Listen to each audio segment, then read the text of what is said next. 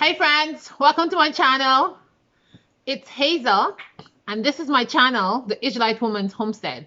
And today we are talking about how to make products that flies off the shelf and you just can't keep up, all right? How to make products that sells. So this is what I am here to talk about because I have some products that just go off the shelf like crazy and I just cannot keep up with supplies. It doesn't matter how much I make, it just sells like crazy. So this is what I want to talk about. This is what I will be talking about right now. So if you're new to my channel, please hit the subscribe button if you like my content or if any of these things that I'm saying are useful to you. Click the like button also. And thank you so much for if you're already a subscriber. So let's get into the video.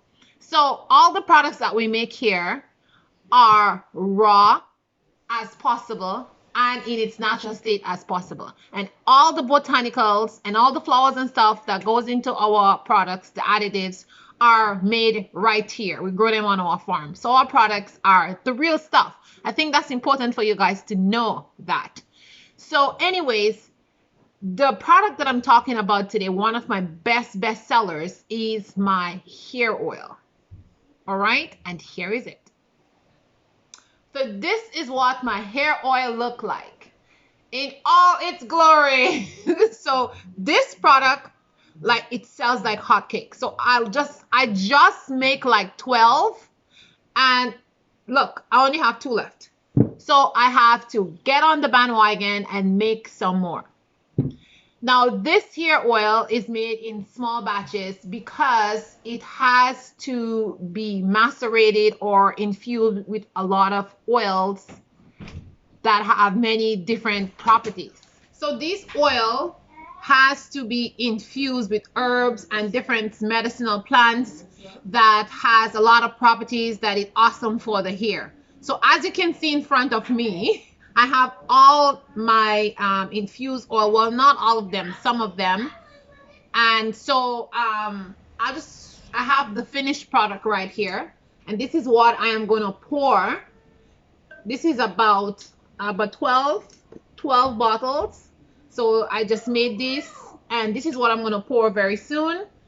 So that next week, when orders come in, I have hair oil. Because like I said, I only have 2 left from the 12 that I made. So this is how it starts. And I have these big bottles of herbs here.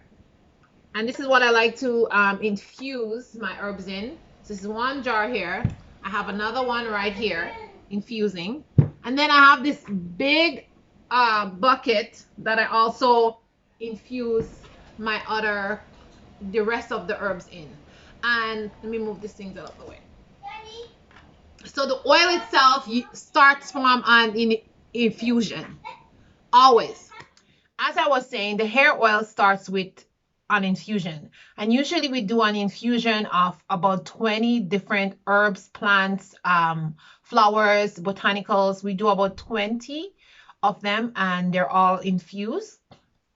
And we do not dilute the infusion of oil. So just as how you see them in the bottles, we strain them out, do a double straining to make sure that there's no particles in the oil. And then sometimes we do a second infusion.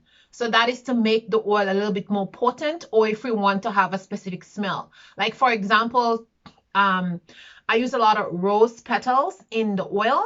So I tend to do a second infusion with the rose petals because it gives it a really nice rose smell. So I like to do that. So any plant matter or any flower that I want the oil to take the smell on, I do a double infusion. So y'all, you see how long this hair oil takes to make. So the infusion can go from 6 weeks to 8 weeks of infusion. So that is how long it takes for this infusion to work. So just imagine all the properties that goes into the infusion, into the oil as it infuses with the plant matter or the flower or the herb.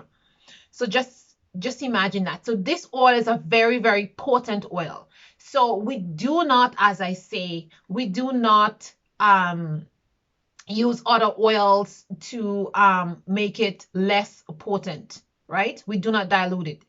We just the way we strain it out, that's the way it goes into the bottle. So this is why our hair oil like goes off the shelf, because it's really, really good and it's filled with all the properties of the plant matter that it is infused with, plus the properties of the oil itself that it is infused in. And we use safflower oil for infusion, and we use extra virgin olive oil for infusion. So these are the two oils that we mainly use for infusions.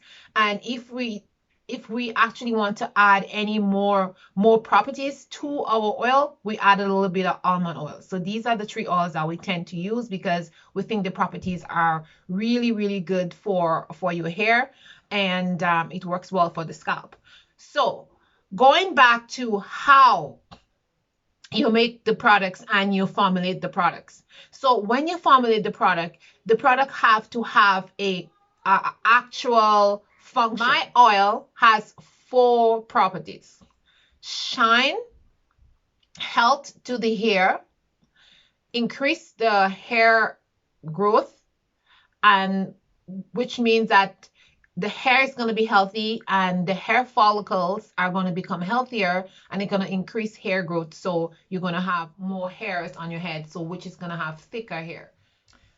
And the last one is going to give your hair that manageability, which means it's going to make your hair more soft and more supple and easier to comb through and manage. So that's the last function of the 4 properties that my hair oil gives. So when I am formulating my oil, I am putting plant matter, botanicals, flowers, medicinal plants that's gonna do these things. Plus, I'm also adding oils that has the same properties that's gonna match with all the properties that I want my hair oil to do. I am not gonna put something that's not what I want. So this is why I do not dilute my oils, because the more potent your oil is, the more better it is, and it's gonna do what it's supposed to be doing. All those 4 things that I mentioned before, it's gonna do it. But if you dilute your oil,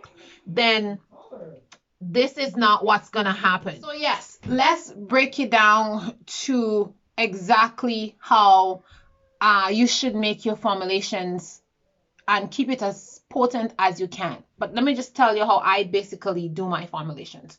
So right here I have one of my oils, which is rose and chamomile oil here infusing, and this one is St. John's wort. And St. John's wort, it's usually red, but I had my my St. John's wort dried a little bit, and once it's dried, then the oil itself does not become too red. It has a reddish tint, but it's not as red as when the plant itself is it's green. It makes a really reddish oil.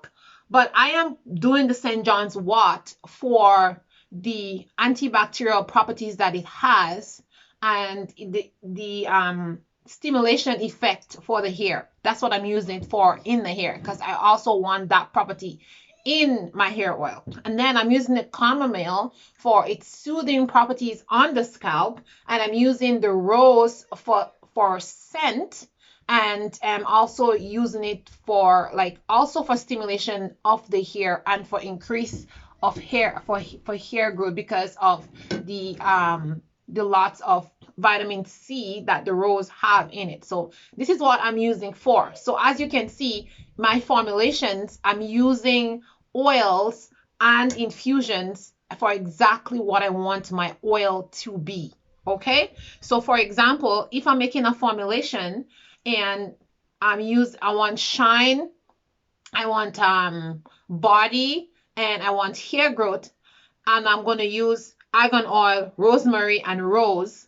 So say for example, I want more hair growth, I'm going to use 40% of rosemary infused oil. Then I'm going to use 30% of argan infused oil and 30% of rose infused oil. And this is going to give me my formulations, right? And I do not need to add any more oils Again, because I have my formulation, I'm not going to dilute it, and that's it. And so when I put that on my hair, I expect it to do what I made it for. Okay, so this is just a little breakdown of the formulations and how I make them. And this is the reason, and this is how you're going to get customers coming back all the time to purchase your stuff, because whatever you say that your product is for, it is actually doing it. Okay, so that's basically it. So here are a couple of my tips for you when you have a product that is not moving on the shelf, it's not selling, people are not buying it. You have to check two things. So is the price too high based on your competition?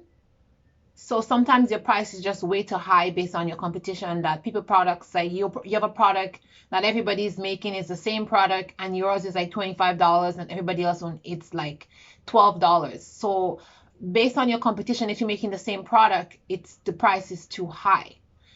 Point number two is the price too low? Because sometimes you have a quality product on your website, or where you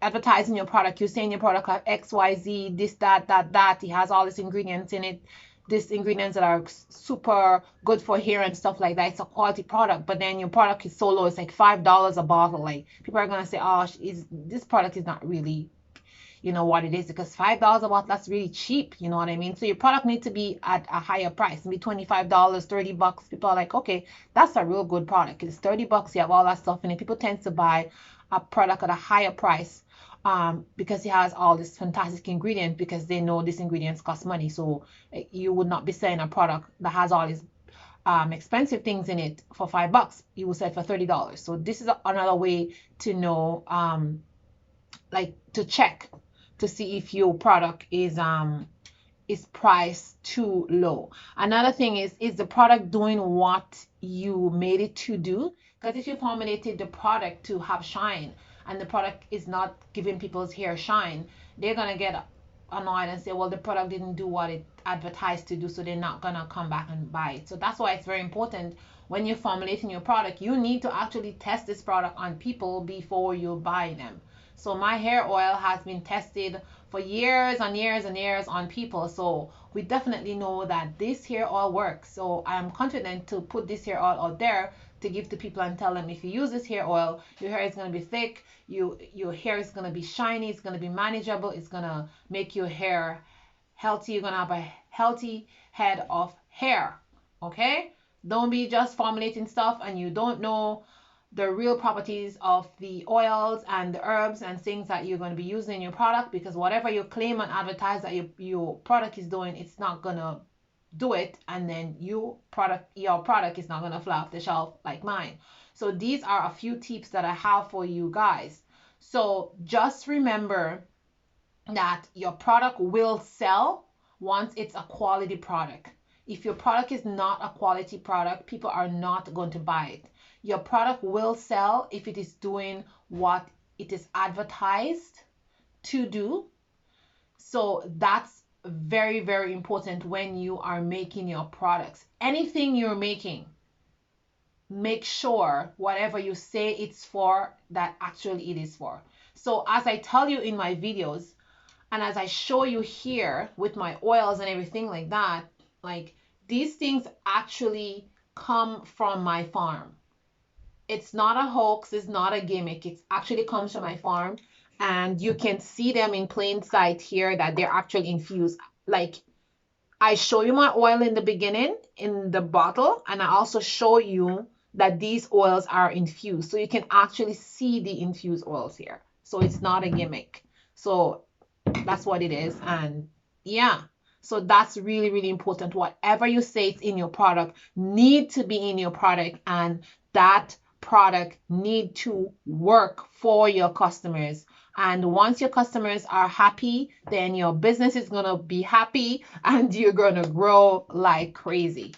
So guys, I hope you take some of my tips that I tell you and you make products that is really, really quality products and that will sell and people would love them and your business will grow. So guys, thank you for watching my channel. Thank you for coming back all the time. And thank you for all those who have subscribed to my channel. And I'll see you in the next one. Ciao.